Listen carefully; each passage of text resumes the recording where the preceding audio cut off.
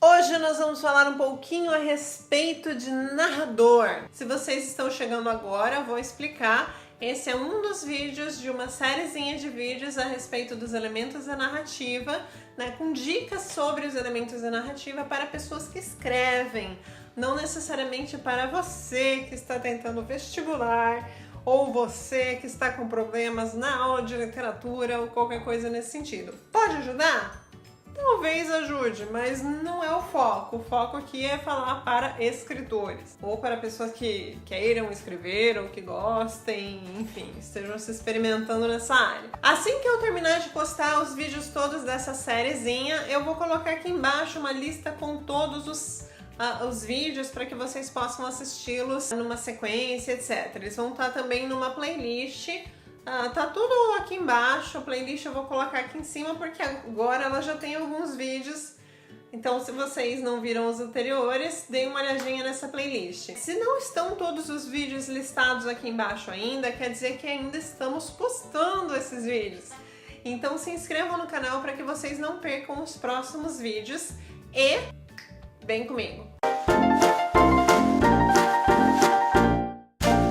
Eu estava aqui pensando comigo que dica que eu podia dar para vocês a respeito de narrador, que não ficasse só naquela questão de você pode escolher um narrador de primeira pessoa ou você pode escolher um narrador de terceira pessoa. Então vamos mergulhar um pouquinho mais fundo e pensar por que a gente escolheria um narrador de primeira pessoa, personagem principal, por exemplo, um narrador de primeira pessoa que fosse um personagem secundário, ou um narrador de terceira pessoa que fosse onisciente ou parcialmente onisciente, mais próximo ou não do personagem principal e de outros personagens. Mais uma vez a gente cai na questão da intencionalidade, né? Qual que é a sua intenção e o quanto de mistério você gostaria de deixar, você gostaria de manter em relação aos personagens. Mistério pode não soar a palavra mais adequada, mas cabe. A ideia é que quando você trabalha com um narrador de primeira pessoa, por exemplo, quando você escolhe que o seu personagem principal é quem vai contar a história, essa escolha vem com alguns recursos e sem outros recursos, né? O primeiro recurso que ele vem é que o narrador de primeira pessoa não é um narrador confiável, né? Nenhum narrador é completamente confiável, mas o narrador de primeira pessoa é extremamente não confiável. Porque ele está contando a versão dele da história, né? Simplesmente por isso. Então, se a sua intenção é deixar algum tipo de dúvida em relação ao que realmente aconteceu, é contar com a possibilidade de que as coisas talvez não sejam exatamente como o personagem está contando, e aquilo é realmente uma versão daquela história, ele está se defendendo de alguma coisa, a escolha do personagem, do narrador em primeira pessoa, sendo o personagem principal ou um secundário, é uma boa opção, porque você assume essa possibilidade de múltiplas interpretações de um fato e você utiliza ela a seu favor. Um recurso que não vem com a narração de primeira pessoa é a capacidade de saber o que está acontecendo na mente de outras pessoas. Porque o personagem narrador de primeira pessoa, ele está limitado à própria mente. Então ele pode até achar o que as outras pessoas estão pensando, né? Fulano parece que está pensando em tal coisa. Fulano devia estar pensando nisso quando fez tal coisa. Mas é tudo a opinião dele, é tudo a visão dele daquilo que ele está contando. Então é o narrador que tem essa limitação também. Se para você é muito importante mostrar o que vários personagens estão pensando, ou você teria que pensar na mudança de narração, que é o caso que algumas pessoas utilizam. Cada capítulo é narrado por uma pessoa diferente, em primeira pessoa. Então a gente acaba entrando em contato com visões diferentes de um mesmo fato ou de fatos diferentes que seja, mas visões diferentes porque são narradores diferentes. Ou então teria que optar por uma terceira pessoa que conseguisse mergulhar na mente de todos os personagens. Quando a gente pensa na questão da terceira pessoa, ele tem mais confiabilidade. É lógico, nenhum narrador é super confiável. Mesmo um narrador de terceira pessoa pode estar tentando desviar sua interpretação e etc. Só que o leitor percebe ele como muito mais neutro e muito mais confiável.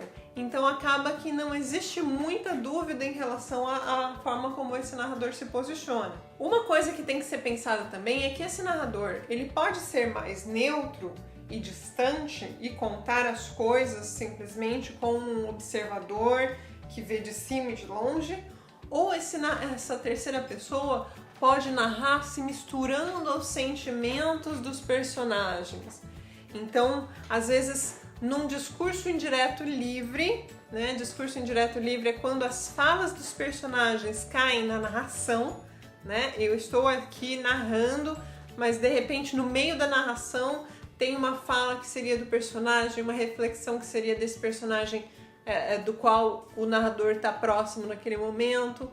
Então, nesse momento do discurso indireto livre, ele se mistura ao que o personagem sente, pensa, aí se afasta, se aproxima de outro e traz para a narração elementos desse outro personagem e daqui desse outro personagem.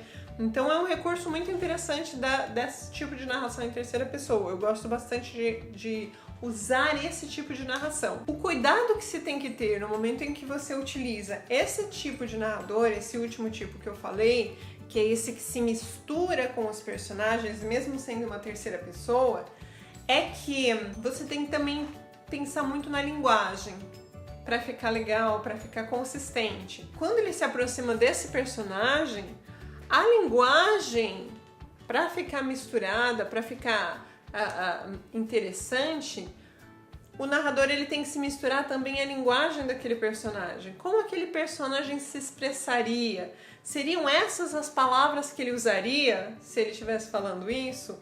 Considerando a classe social, considerando o grupo que ele pertence, considerando a idade, considerando, enfim, N fatores que fazem parte da identidade desse personagem.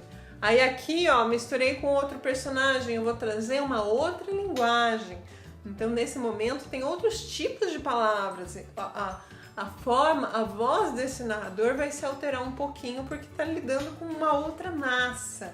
Enquanto depois, com esse outro personagem, eu estou lidando também com uma outra massa, outra matéria, outra linguagem. Então eu acabo sendo, esse narrador acaba se infectando com isso que vem desse outro personagem, né? Precisa ser assim? Não. Você pode manter sempre uma mesma voz, você pode manter sempre uma mesma linguagem, independente de quem seja, mas para que essa mistura seja mais efetiva e para que o leitor se sinta realmente bem próximo desses personagens com quem esse narrador está se misturando, é interessante que também a linguagem se misture, não só a questão de você conseguir mostrar os sentimentos, mostrar as falas, mostrar não sei o que, né? Então, quanto mais você conseguir buscar a linguagem e trazer essa linguagem para dentro da narração no momento em que você, enquanto narrador, enquanto o seu narrador está ali perto dele, melhor, né? Quanto mais você conseguir fazer isso, melhor. Outra dica que eu acho que é necessário dar para vocês em relação à narração é que o narrador da sua história não é você. Então, se não é uma pessoa, se você não escolheu uma narração em primeira pessoa e não é o seu narrador em primeira pessoa, personagem, que está julgando as coisas, tenta evitar julgamento. Então, se você optou por um narrador de terceira pessoa, tenta evitar que ele julgue os personagens, a menos que você esteja trazendo um julgamento no momento em que você está ali misturado com o personagem. Eu tô aqui, ó, misturei com esse personagem e esse personagem tem reflexões e julgamentos em relação ao comportamento daquele outro ali. Aí eu posso trazer um pouquinho disso nesse momento. Mas a voz do meu narrador não tem que carregar de fora a fora do livro a carga de julgamento daquele ali, porque ele tem que ser um narrador de terceira pessoa, que é mais ou menos neutro, com exceção desses momentos em que ele se envolve com os personagens e traz um pouquinho do julgamento deles para dentro da narração. Se eu fico só julgando, eu tô emulando, eu tô usando um narrador que é muito antigo, que é um narrador que palpita muito, e ele acaba sendo meio chato em algumas vezes, né? Então é sempre aquela questão, não quer dizer que você não possa usar um narrador assim, um narrador que fica julgando e questionando e etc. Mas é um narrador muito antigo, muito ultrapassado, e um narrador chato pra caramba. Então, se você puder evitar ficar dando juízo de valor, lição de moral, moral da história e etc., quanto mais você conseguir evitar isso, melhor. Deixa as pessoas chegarem às próprias conclusões a partir do que você está exibindo, né? Você tem uma moral da história que você quer apresentar, mostra isso. Faça com que os seus personagens levem o seu leitor a pensar isso que você tá querendo que eles pensem. Ou estimula isso, mas deixa a liberdade do leitor. Não fala assim, ó, é assim que a vida é e o mundo é desse jeito e tarará, tarará, tarará. Não, gente, não.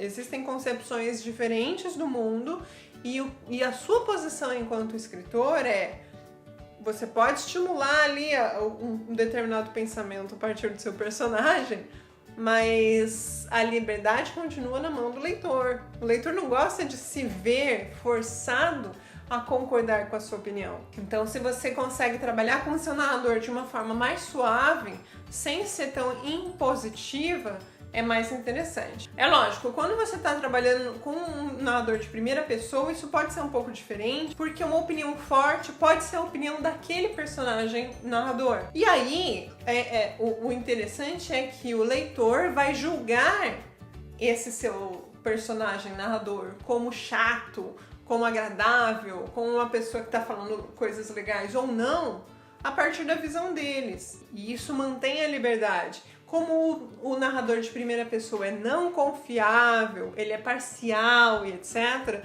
você deixa aberta essa possibilidade para que, apesar dos julgamentos que estão inseridos ali, o leitor entenda que aquilo é o julgamento daquela pessoa.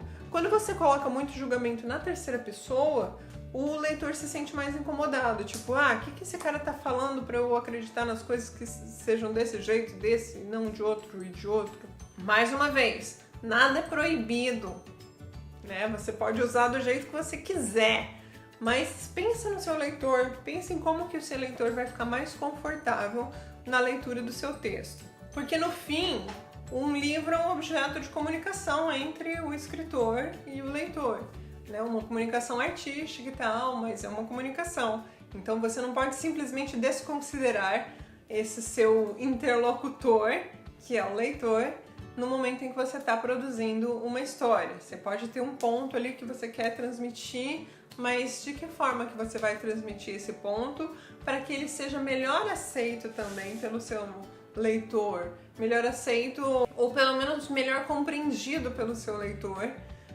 sem que ele se sinta obrigado a concordar com você. Sei lá, se você quiser, você também pode tentar obrigar o seu leitor a concordar com você, mas eu acho que ele não vai ficar muito feliz. Mas então é isso pelas dicas em relação à narração. Nós estamos agora rumando para o final da nossa minissériezinha a respeito de elementos da narrativa, ou com dicas sobre elementos da narrativa para escritores. Espero que vocês estejam gostando dos vídeos até aqui, tenham aprendido algumas coisas ou tenham pelo menos aberto espaço para refletir a respeito de algumas coisas que vocês não tinham refletido antes. Que esse é o ponto, a gente estar aberto para reflexão a respeito das coisas e a respeito da produção do texto, né? Se vocês têm alguma dúvida a respeito desse assunto que foi tratado nesse vídeo, deixem aqui embaixo nos comentários, que é o final dessa série. Se restarem várias dúvidas, eu faço um compiladozinho e um vídeo para responder essas dúvidas, né? Ficamos por aqui por hoje. Beijinhos, até a próxima. Tchau, tchau!